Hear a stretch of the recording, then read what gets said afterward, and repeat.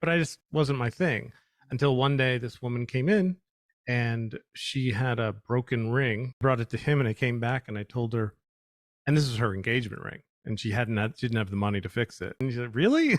And she just started bawling. And this is like maybe within a month of us opening the store. And I got it at that point.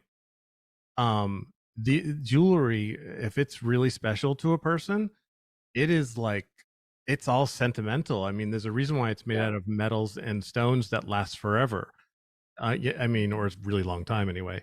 It's super important to them, and the joy she got to be able to get that fixed for $60 was just. I was like, oh, this is why I'm doing it.